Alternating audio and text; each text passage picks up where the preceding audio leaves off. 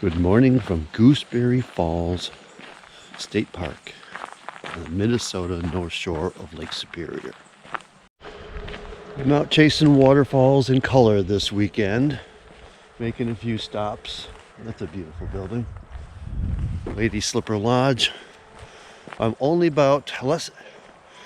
probably here about an hour from Superior or less, and trying to find my trails this morning. They're not as clearly marked as I had hoped. I didn't expect a road. Somewhere over here is a trail that takes me along the water. Lakeview Picnic Shelter. Well, I'll take this little trail. Trying to find the trail that will lead me up to the pair of falls at this park. There's no easy trail straight out of the campground, or at least it's not say, hey, this is the trail, because you can see what I'm on now. And I'm glad I changed into more decent hiking boots today, because I've already had to go over a few marshy spots and things. But the goal is to find color and waterfalls, and it looks like I'll find Lake Superior along the way here. But I'm looking ahead of me here, and past those trees, past these, nice white park, there's a cliff face on the other side. So we got a gorge going upstream, it goes that way, and we'll find some waterfalls up there. Check out these picnic tables. These are gorgeous, substantial, not going anywhere. I can see a beach just through here. Let's see where we wind up.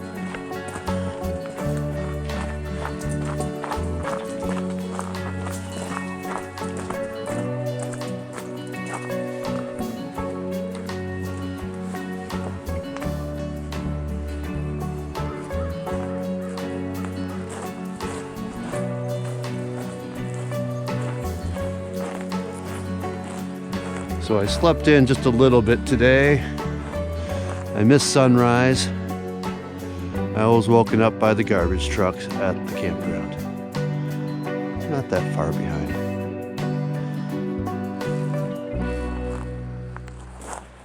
There's a little overlook up there too. Let's go upstream. Okay, yay, a trail map. I started here, my site, worked my way back, figured out how to work my way out to that road and then across to here. Now I'm going to follow the river up, and apparently I need to cross over to get to there and then come back around and get to there and then work my way up to the next falls. There are some fifth falls up here. I'm not going to guarantee anything. We'll see what happens today. So the trail is way up high off the river, which is probably the smart move. And this tree has got signatures all the way up. We've got a bench, and that always means viewpoint.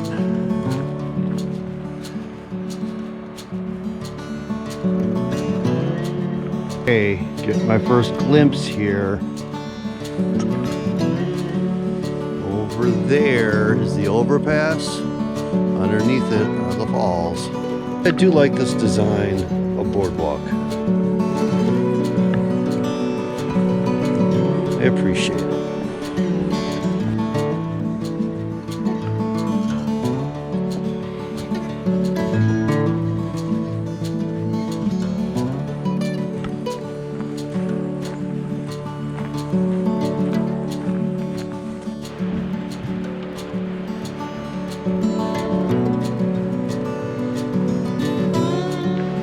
I have to say, again and again, the CCC knew how to put in trails and bridges to get you to the viewpoint. They may not have been thinking like accessibility like we do, but they're definitely thinking accessible, as in, we'll get you there.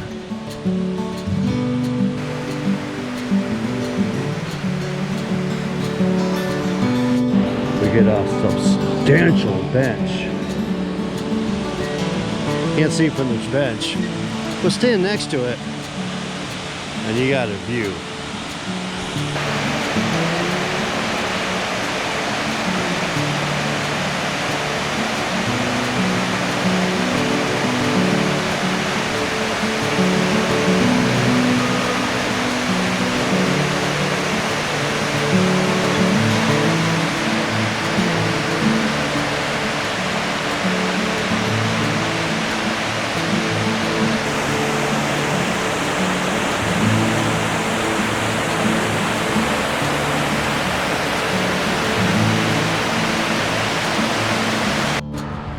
Alright, made it up to the top of the hill to the underpass, and this is a loop.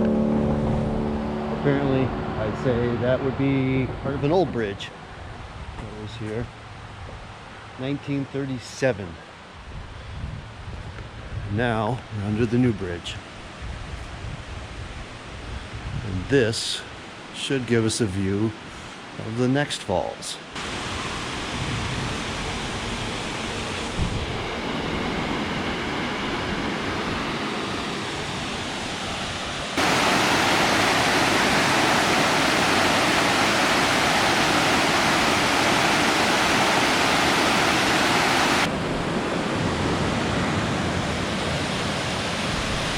Top of the upper falls. Well, I'm going to continue the falls loop and go to Fifth Falls. Check that one out too.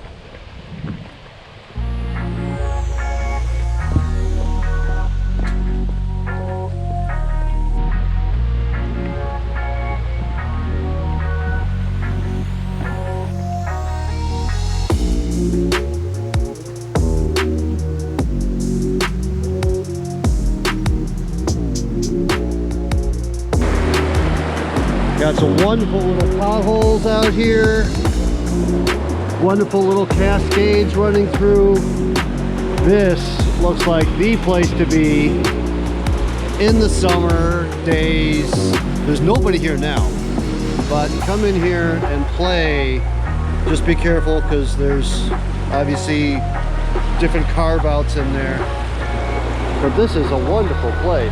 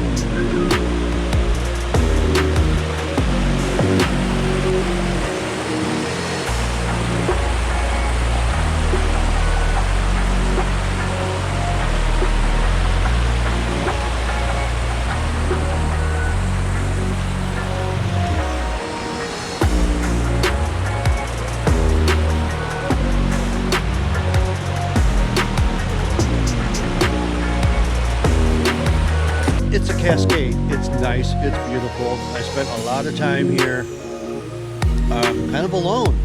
There's nobody else down here. I saw one other couple on the other side of the river, and that was it. So if you got the time, come on up to this stop too. I feel like the colors are changing while I'm here. It was almost the color when I came up to Minnesota.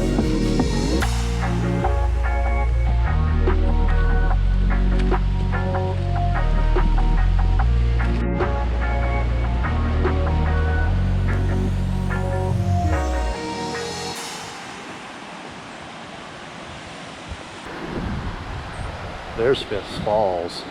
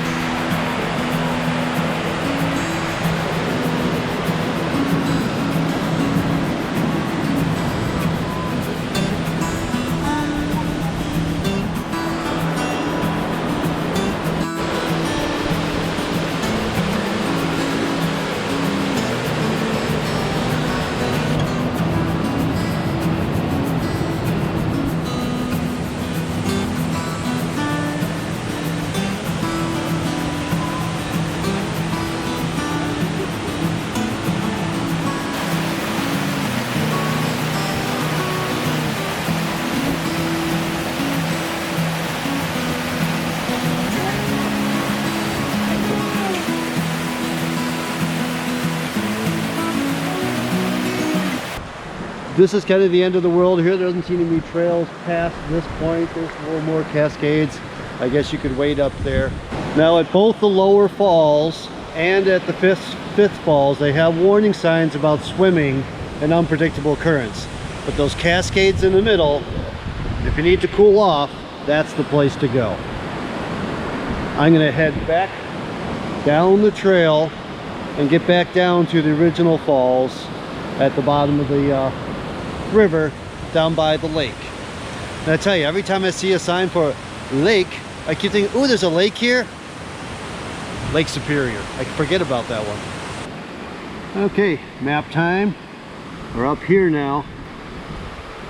So keep going up here. It's pretty obvious.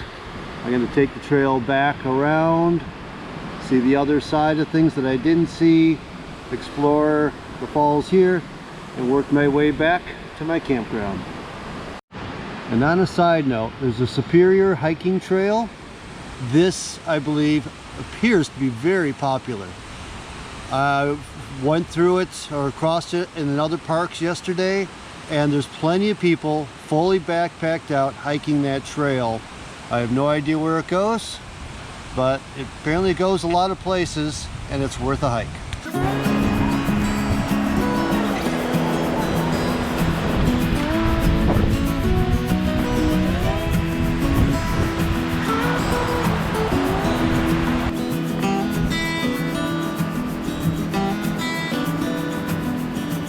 Shelter from the storm. Either those Cascades that I love so much, and look like they could be so much fun, especially in the summer. I'm just trying to figure out which way the trail goes now. This is when you do some Karens. It's starting to sprinkle on me. I wasn't expecting that.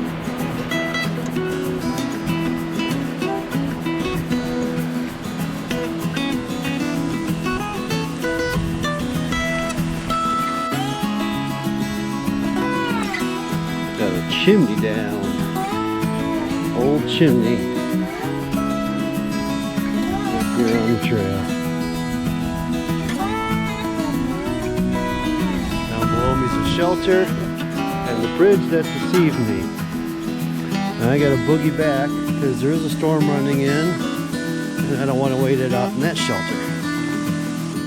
So there was a full foundation with that one. We got another one over here with the foundation and the top of the chimney. So there's a couple little cabins out here. Look pretty stable for quite a while. So according to this CCC camp information, those few remnants that I found out there with the chimneys that had fallen were part of the CCC camp.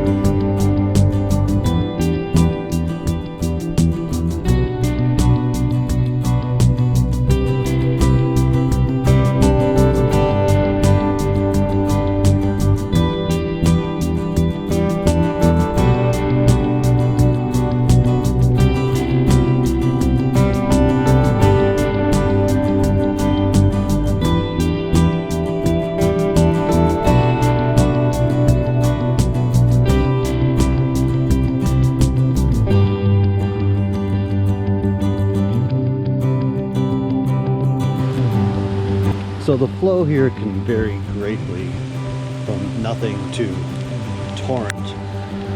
So I'm looking here, the stairs just sort of end out here onto the rock where the falls flow. There are a couple under there, found a little hole, another little natural bridge. I can wander here, but I'm sure other times this is probably completely covered in water. And sometimes there's probably nothing.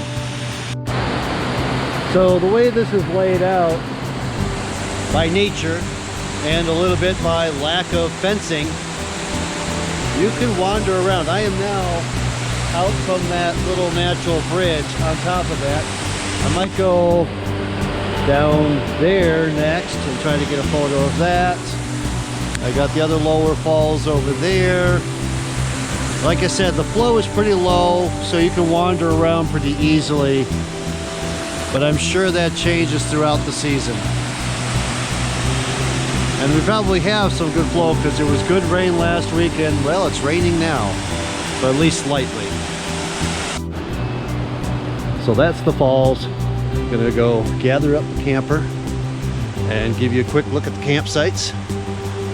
And then we'll wrap this up after I'm done with that, with some photos from around the park.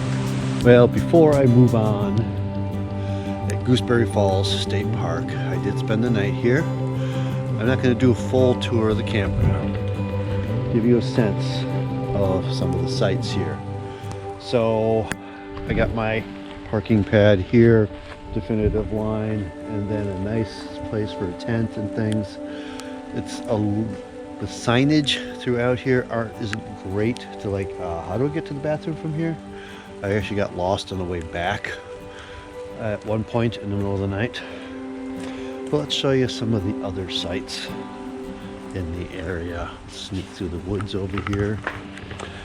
You can see a fifth wheel setting up over there. He's got a nice flat site throughout.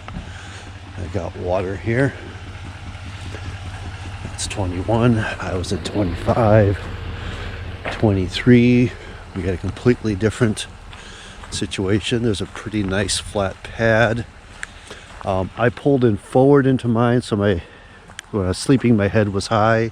Here I would have backed in, would have been the difference. And then it's a step down, big step down to where you would put your tent. So each one's kind of unique. There's good cover between you and your neighbors. There's 23. We have a pad up here and then more space down there. Okay, this is 22 and 20. So this is a shared site, but it's no bigger than, say, this site over here, which is just 19. The difference is how many vehicles you can park here, because you only have 2 vehicles per site. So by having this as 2 sites, and there was two sets in here earlier today where we had camper, vehicle up front. So they were jammed in here sharing a site, as far as I'm concerned. In Wisconsin, on the sites, you would have it clear. There's a site over there, and there's a site over there that may share a joined entrance. But really, that's a shared site. This site 19 actually feels bigger. So hey, if you want to be here with a friend or something, you might want to get separate sites next to each other. Or maybe look at the map and say, okay, this is 18 and it backs up to another one, or if you want to sort of share space. And we have another site here, and by the way, there's the bathhouse. And I am now in site 2. So you could be sharing site 2 and 18 connect nicely. And then the folks back there can easily get to the bathroom without worrying about cutting through someone's site. And the way the campground's laid out, one loop comes up and goes around back over there. The other loop comes up on the other side of the bathhouse and loops around. So the bathhouse is the split between the two loops. Little site here, site 1, just a place to park, and then your picnic table and fire ring off to the side. So each site is unique. And if I was to do a driving tour, you wouldn't see in anything. I don't know if there are any pull-throughs or not. And I tell you, I don't remember that tree being red when I got here yesterday. But I got here at night, but I feel like things are changing color while I'm here. It is kind of chilly, and that probably makes a difference. Another surprise here over Wisconsin. Wisconsin, the changeover time is 3 o'clock. So you can check in at 3, check out by 3. Here in Minnesota, the check-in is at 4, check out at 4. So I still have another 2 hours to be here if I wanted to. But I can already feel the pressure because there's people moving in, and if somebody comes in, and it is Friday, so someone's gonna want this site for sure. Time for me to move out and move on.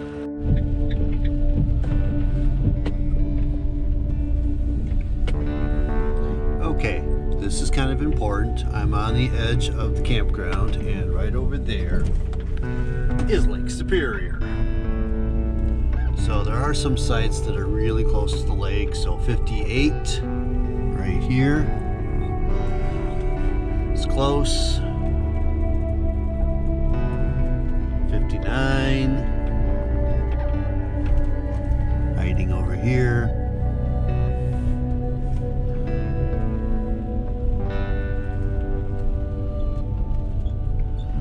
60. Hiding in here. Now they're still tucked in the woods, but the lake is really close. So if there's a storm, I'm sure you'd feel it. This site is backing up from the inside of the circle. That's not a site. There's not a lot of sites out here on this edge of the loop. There's also plenty of signs of the CCC work out here. There's an old shelters. And there's an even old ice house. That's 63 over there. Oops, I cleared it up nicely.